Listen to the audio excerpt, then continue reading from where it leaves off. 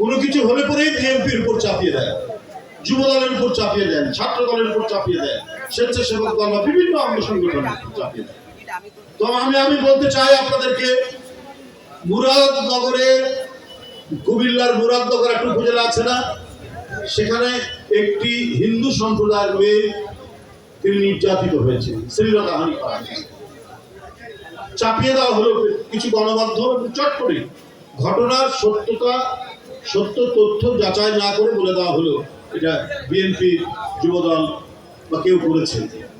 পরে ওই ধর্ষিতা মেয়ের স্বামী বলল যে না, ওইটা বিএনপির কেউ জড়িত ছিল না। আর কারা ছিল?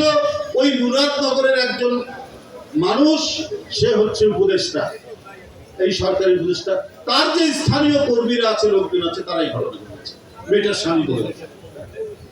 এটা তো আমার নিজের বানানো কথা না, গণমাধ্যমে এসেছে। এইরকম মিথ্যা, এই ধরনের কুৎসামূলক, এই ধরনের অপপ্রচার তারা চালিয়ে যাচ্ছে। আপনারা কি ভুলে গেছে তারা আবু সাইদকে সেই দিন হত্যা করেছিল?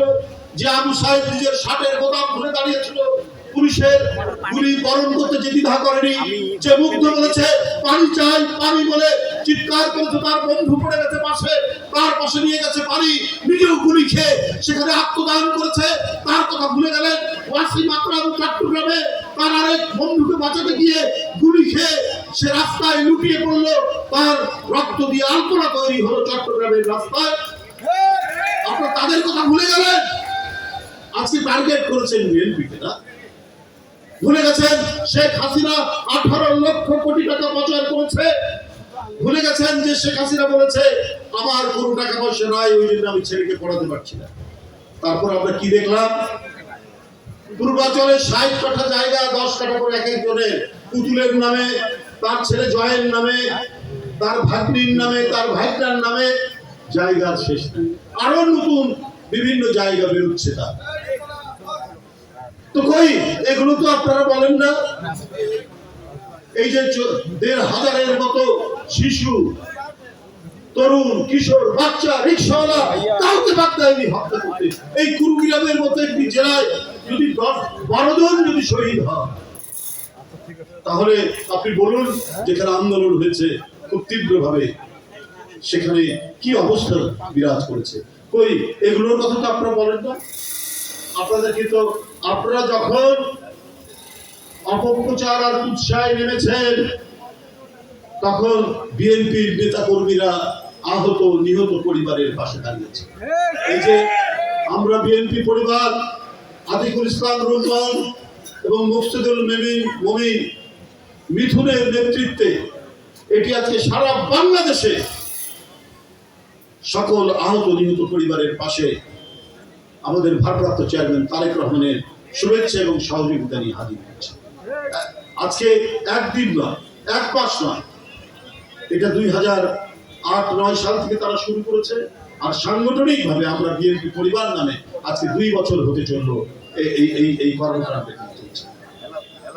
তাহলে আপনারা কি দেখাচ্ছেন? কার কথা বলছেন? আপনাদের ভূমিকা 2009 শেখ হাসিনা ক্ষমতায় আসার পর থেকে এই যে এত মানুষ তার গুম করলো, এই যে জাকির, এই যে ইলিয়াস আলী এমপি, সাইফুল ইসলাম হিরু, হুমায়ুন পারভেজ, অসংখ্য নেতা কর্মী, সুমন, যুবদলের এই যে গুম হয়ে গেল, কই তাদের কথাও তো আপনার বললেন না একবার? তারা তো গণতন্ত্রের জন্য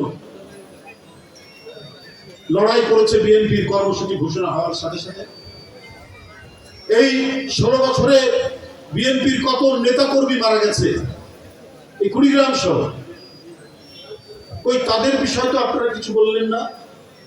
অথচ সকল যন্ত্রণা, সকল অত্যাচার, সকল নির্যাতন বুকে ধারণ করে দেশনেত্রী বেগম খালেদা জিয়ার নেতৃত্বে এবং যারা তারেক রহমানের নেতৃত্বে গণতান্ত্রিক সংগ্রামের যে মাঠ প্রস্তুত হওয়া ছিল, যে পটভূমি রচিত হয়েছিল, সেই পটভূমির উপর জুলাই আগস্টের আন্দোলন বিজয় লাভ করেছে।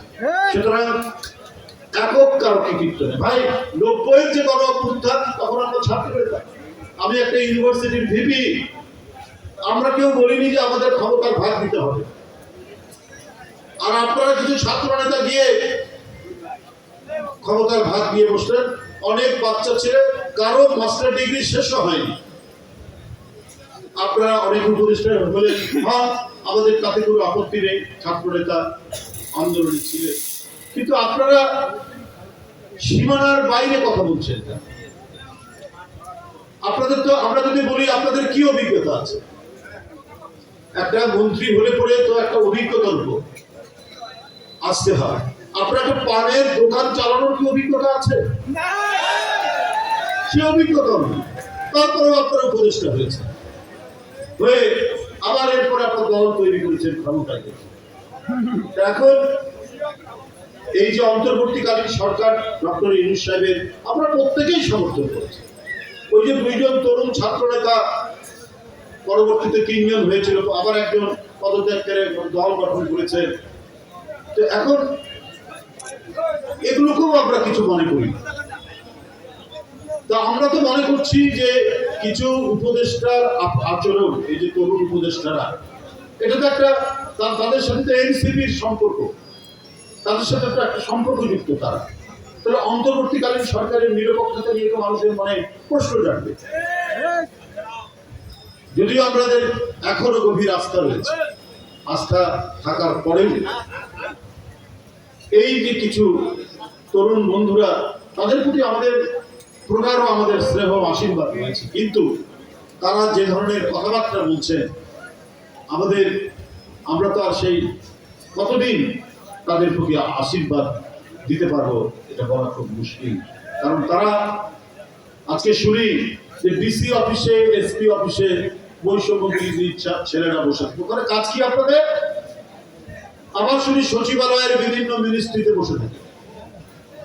বৈষম্য বিরোধী ছাত্ররা তো থাকবে বিশ্ববিদ্যালয়, ওরা তো ছাত্ররা থাকবে পাঠ কক্ষে, ক্লাসরুমে। সচিবালয়ে কাজ কি? ডিসি অফিসে কাজ কি? এসপি অফিসে কাজ কি? সিভিল সার্জন অফিসে কাজ কি? ওইখানটায় আপনারা তাহলে এটা একটা আইনের শাসন কায়েম করার তো দৃষ্টান্ত নয়। এটা আপনি ন্যায় বিচার করবেন কি করে, তার তো দৃষ্টান্ত নয় এগুলো। সুতরাং আমরা 16 বছর লড়াই করেছি, আইনের শাসন প্রতিষ্ঠা হোক, ন্যায় বিচার প্রতিষ্ঠা হোক, একটা অবাধ সুষ্ঠু নির্বাচন হোক। 16 বছর ভোটাররা ভোট দিতে পারেনি, ভোট কেন্দ্রে হয় গরু বাছুর, না হলে দিনের ভোট রাত্রে এই হাসিনার নির্বাচন হয়েছে। সেই নির্বাচন নিয়ে এত গড়িমসি, যখন লন্ডনে ডক্টর ইউনূস এবং তারেক রহমান সাহেব বৈঠক করলেন, সেই বৈঠকের পরে একটি যুক্ত বিবৃতি আসলো, এরপরে প্রত্যেকের মধ্যে আশাবাদ আসলো যে রোজার আগেই নির্বাচন হবে। এরপরেই আমরা দেখলাম নানা ধরনের কথাবার্তা, যে কথা আগে ছিল না, পিয়ার প্রপোর্শনেট রিপ্রেজেন্টেশন, সংখ্যানুপাতিক নির্বাচন। হঠাৎ করে এটা জনগণ বুঝে, সবাই আমিও তো ঠিক করতে একটা জটিলতা তৈরি করার জন্য তারা এটি করলেন,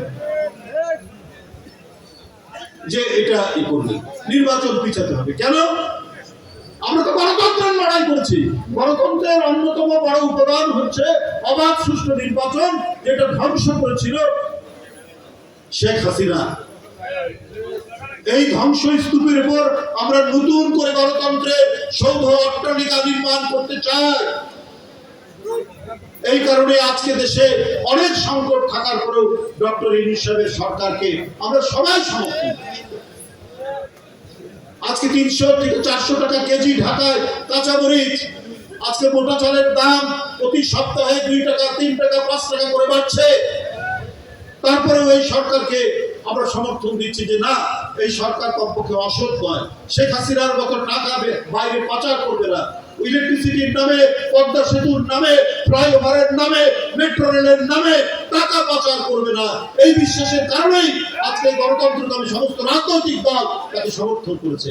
সরকারের উচিত জনগণের সেন্টিমেন্ট, জনগণের আবেগকে ধারণ করে একটি নির্বাচন, অবশ্যই আগামী রমজানের আগেই সেই নির্বাচন ব্যবস্থা তারা করবেন। ইতিমধ্যে তারা ডিসেম্বরের মধ্যে সব প্রস্তুতির কথা বলেছেন। এই আশাবাদ জনগণের মধ্যে জেগে উঠেছে। বন্ধুরা আমার, আমি আর বক্তব্য দীর্ঘায়িত করতে চাই না। আমি সবশেষে শুধু বলতে চাই, তারেক রহমানকে নিয়ে অপপ্রচারে নামবেন না, তাহলে আপনাদের নিজের উপরেই অনেক কিছু এসে পড়বে। তারেক রহমান গণতন্ত্রের ধ্রুবতারা, এই গণতন্ত্রের ধ্রুবতারাকে দেখেই জুলাই আগস্টের আন্দোলন বেগবান হয়েছে। সুতরাং আমি আজকে যে শহীদ পরিবার এখানে উপস্থিত হয়েছে সেই শহীদদের প্রতি গভীর শ্রদ্ধা জানাচ্ছি, তাদের আত্মার মাগফিরাত কামনা করছি এবং যারা আহত হয়েছেন তাদের আশু সুস্থতা কামনা করে আমরা বিএনপি পরিবারের যে এখানে যে আয়োজনে কুড়িগ্রাম জেলা বিএনপি সমস্ত বর্ষিয়ান নেতা সবাই মিলে একত্রিত এবং সকল অঙ্গ সংগঠনরা একত্রিত হয়ে এত সুন্দর এত বিশাল একটি অনুষ্ঠান করে দিয়েছে। এই জন্য আমিও বিএনপি পরিবারের একজন সদস্য হিসাবে, প্রধান উপদেষ্টা হিসাবে আমি আপনাদেরকে আন্তরিক ধন্যবাদ জানাচ্ছি, আন্তরিক শুভেচ্ছা জানাচ্ছি, আমাদের আন্তরিক কৃতজ্ঞতা জানাচ্ছি। খোদা হাফেজ। বাংলাদেশ জিন্দাবাদ।